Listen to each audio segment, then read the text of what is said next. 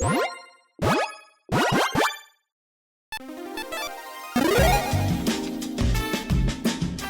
and welcome to the Commander's Quarters. I'm your host, Mitch. Glad to have you here. Here at the Commander's Quarters, we're all about Commander on a budget. Today we have an episode of Commander's 2 Cents. On episodes like these, I give you my own personal take on topics about the format in general and current news. This show and episodes like this one are possible thanks to viewers like you. If you're looking for an easy way to help support this show, make sure that you like, share, and subscribe. Also, hit that bell notification icon so you don't miss any new episodes. And while you're at it, subscribe and review our podcast as well. You can also go check out our playmats and other merchandise at thecommandersquarters.com. Another easy way to support this show is with our TCG player affiliate links. So whether you're buying a deck or individual cards, you can use this general link right here or one in the description. And the final way that you can support this show is by supporting us directly by becoming a patron. There are many benefits to being a patron, and I truly couldn't do this without all of their support. Hello and welcome to the Commander's Quarters. I'm your host, Mitch. Glad to have you here. So today's topic is going to be commanders that are overpowered. In the most recent years, it seems like Wizards has been pushing commanders further and further and just making them, well, overpowered. When you read through a commander and you just see a brand new commander out there and you read it and you say, oh, this commander is great, and you're only halfway through reading the text, and then there's another half of text that you got to read, and you're like, why did they include all this extra stuff that just makes this commander just, well, overpowered? It seems like that's happening more and more often lately, so I'm going to give some examples of some recent commanders that I think are just really overpowered. These are not in any, well, they're not in any specific power level order, but they are in order from oldest, which is not too old. It's back in, I believe, early 2019 to most recent, and we're just going to go through kind of the progression of pushedness, which is not a word, that Wizards seems to be pushing commanders with. Anyways, that's a terrible phrase. Here we go, all right? So back in Ravnica Allegiance, one that really stood out to me was Teysa Karlov. Teysa Karlov is a 2/4 human advisor that costs 2 white black. She has, if a creature dying causes a triggered ability of a permanent you control to trigger, that ability triggers additional time, and creature tokens you control have vigilance and lifelink. So that first part, when you read it, you're like, oh my gosh, this is a like reverse Panharmonicon on a creature, on a commander. That's fantastic. I can think of a lot of things to do with that. Was the creature tokens you control have vigilance and lifelink really necessary at all on this card? Like that just seems like something that they're just like, you know what? It'll be fun. Let's just give them that as well. It's something that, like, I used to have a Teysa deck. I don't have it anymore, but I completely forgot about a ton of times. You'd sacrifice a creature, it would create, double tokens. You'd get those tokens, and then you just attack with them at some point. And someone would have to remind you, oh, by the way, those tokens have vigilance and lifelink, and you're like, oh yeah, I forgot about that half of the card, because the first half is already powerful enough that you don't need that. I can't imagine sitting in that meeting that they're making Teysa, and they're like, I feel like this is missing something. I don't think players are going to play this card. A Death Harmonicon isn't enough. We need more. What can we give them? All right, token synergies. Perfect. All right, yes, good job. Not just vigilance. No. Vigilance and lifelink. That's perfect. Anything else? No, that's pretty good. So yeah, just like that. Oh, I think that if you can forget at a certain point the extra abilities that something has, the extra effects that something has, then it might be just a little bit pushed because you really only need that top part. And again, why? I mean, Teysa's a great commander. People love Teysa. It's a very popular one. It's just, please comment below and let me know, have you ever forgot, if you have a Teysa deck, that it actually has that as well? Just let me know. Okay, anyway, let's move on to Modern Horizons, which was a set that had a ton of push cards. I think the most push one, though, was Urza, Lord High Artificer. It's a 1/4 human artificer that costs 2 blue. He has, when he enters the battlefield, create a 0/0 colorless construct artifact token with this creature gets +1/+1 for each artifact you control. Tap an untapped artifact you control, add blue, and pay 5. Shuffle your library, then exile the top card. Until end of turn, you may play that card without paying its mana cost. Urza, yes, is supposed to be one of the most powerful characters in Magic's history. But really, did it need all of that? Okay, first off, the most powerful part of this text, obviously, is that tap an artifact you control, add blue. It essentially turns all your artifacts into Mox Sapphires or whatnot, essentially. Basically, right? All of your artifacts now become Mana Rocks. That is brokenly good. It also just happens to give you an artifact when it comes in, so it basically only costs 3 mana because it's giving you 1 back when it comes in. And that construct can become huge because it's based on the power of artifacts that the number of artifacts that you control. Okay? So most people don't even care or need that part. That wasn't a necessary part of it. And the most unnecessary part of it, which is extremely powerful, is giving you a place to put all that mana that Urza gives you. It's, pay 5, shuffle your library, get something random off the top. So you basically can just keep getting things and getting things and getting things. It gives you the means to be broken. It also gives you kind of that that place to put all the broken mana into, and then gives you even more broken things out the top. So it's again, I know it's supposed to be a very powerful character in Magic's history, but this one was pushed, really pushed. Another one in that same set, not quite as pushed in my opinion, but still a pushed overpowered commander, is Yog Mothra, Physician. It's a 2/4. He's a 2/4 human cleric that costs 2 black, protection from humans. Pay 1 life, sacrifice another creature, put a -1/-1 counter on up to 1 target creature and draw a card, and then pay black, discard a card, proliferate. So essentially, a free sacrifice outlet in Commander is always going to be a good thing for decks that are looking to sacrifice things for value. Yes, you have to pay life, but it's free. In Commander, you start with 40 life, that's a ton. You've got ways to gain life too. You're going to be fine, okay?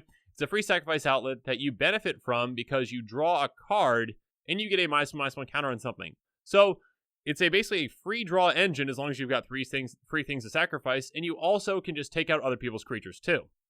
On top of that, for some reason, you need the ability to also proliferate with this.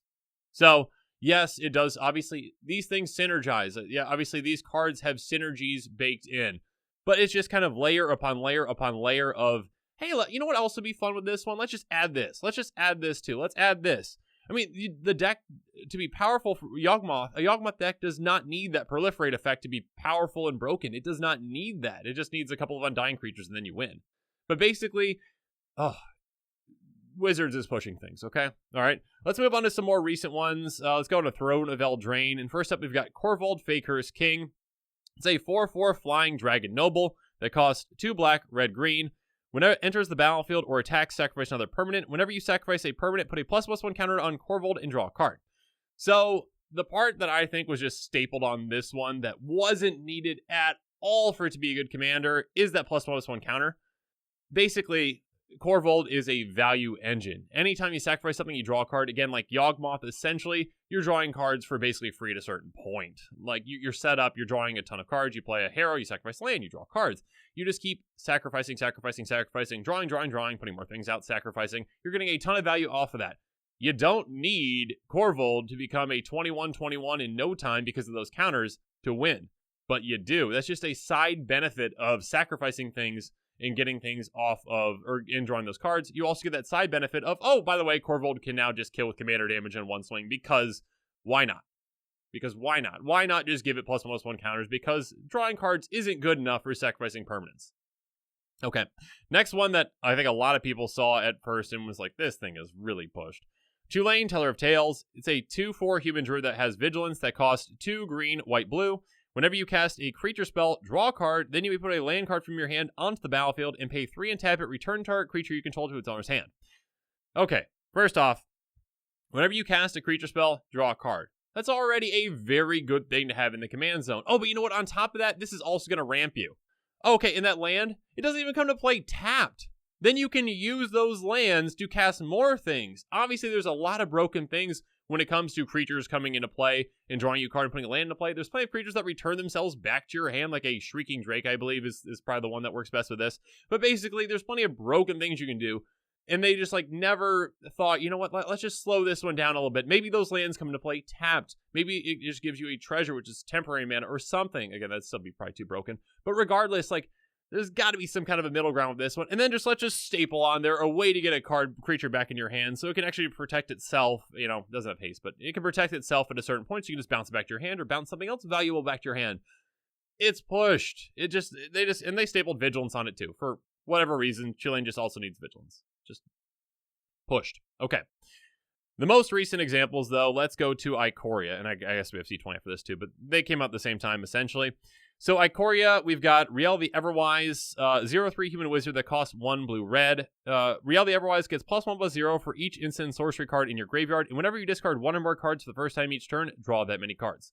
So this one obviously is overpowered because if you wheel, you essentially draw double cards. You're discarding cards because of the wheel, you draw from the wheel, and you draw from Riel. So that's great. Oh my goodness, you can draw a ton of cards in one turn, and then the next turn you can draw a ton of cards, and you're just getting a ton of value off of that. Sure.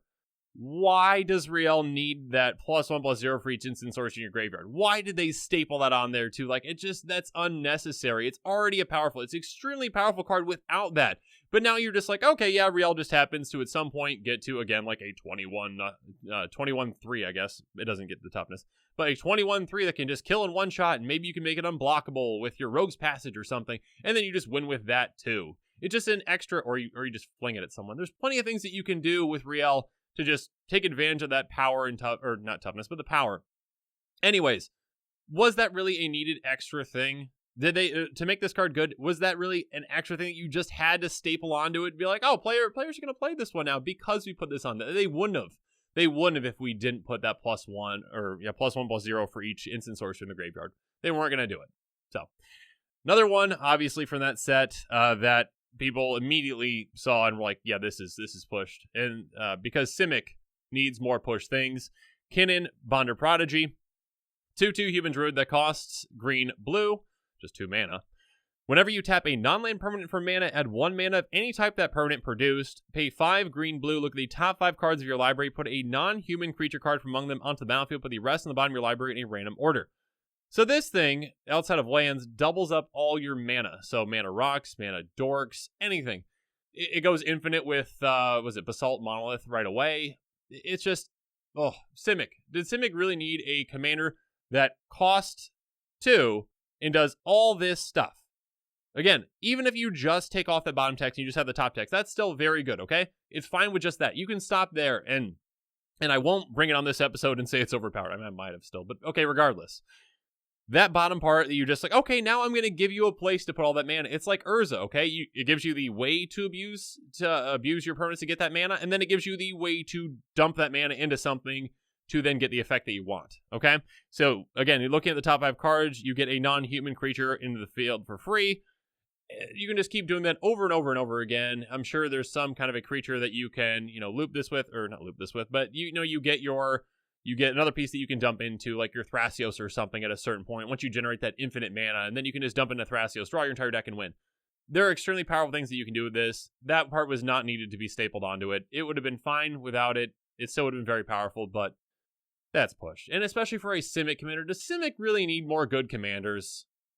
No. Okay. I mean, Simic players are going to comment now. It's great. It's okay. All right. Last one in C20. And this one is definitely one that I think they stapled on a bit too much. It's Calax the Stormsire, a 4/4 elemental dinosaur that costs 1 green, blue, red. Whenever you cast your first instant spell each turn, if Calax the Stormsire is tapped to copy that spell, you choose new targets for the copy. Whenever you copy an instant spell, put a +1 counter on Calax. So, that first part, yes, that's a very powerful thing. You get a spell for free, essentially, if it's tapped. That's powerful. That just is powerful. That extra part, again, the +1 counter, was that really needed? If played in a fair way, sure, right? But they had to do some playtesting right away and be like, you know what? If you cast any spell like, Increasing Vengeance or Fork or something that copies, and that's your first instant spell and gets copied, you've just got infinite copies going on the stack, and then Calax can just get infinitely big by just casting essentially one spell. Is that really needed? Did you have to put that second part on the commander? I think this would have been a lot of fun to build around if you didn't have that second part. I mean, it was I believe it was my pick for my favorite card from C20, but that's, with my own condition to myself that I'm not going to put those doubling or not those copy spells in the deck because it's just an easy win. You just, I cast my one spell with my commander. Oh, and I win. Calax is infinitely big. My Rogue's Passage gets it through or whatnot. It's unblockable, or I fling it at someone. It's just, it didn't need that second part to be interesting or fun. It was fine without that. And then because of that added stapled on thing, it's just, you know what?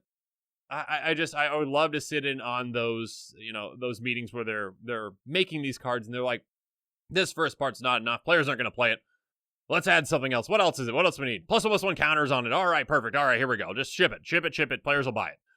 I think that, again, the trend is still going to keep happening, obviously. Things every single year seem to be more pushed than the last year. And I think it's going to keep happening. You're going to keep seeing commanders where you read through the first half of text and you're like, oh, this is a really cool commander to build around. And then the second half of the text is like, oh my gosh, this thing is brokenly good because of all this massive wall of text, and it did not need half of it. It's going to happen. So be on the lookout for that. So, or you know what? If you think I'm wrong about all this, that's completely fine too. So just let me know in the comments below. Anyways, I hope that you enjoyed this episode on Overpowered Commanders. And let me know what you think on Overpowered Commanders, or what commanders you think are most overpowered. as of the recent sets, I guess. Not going back too far, because obviously there's some broken things from there too. But yeah, let me know in the comments below, and thanks again, and have a good one. And make sure you're following us on social media for more updates and sneak peeks on future episodes. Again, a huge thank you to my patrons who help make this show possible. I truly couldn't do any of this without your support. If you want to support this channel directly, consider becoming a patron. There are many benefits to being a patron, including being able to vote on future commanders for deck techs. There are even tiers where you get your own personalized deck tech dedicated to you. You can check out all the Patreon tiers and rewards at patreon.com/commandersquarters. If you haven't already, make sure that you like and subscribe to the channel. Here at the Commander's Quarters, we're all about budget commander. So while you're at it, go ahead and check out some of our other types of episodes. And with that, I'm out of here. Thanks again, and have a good one.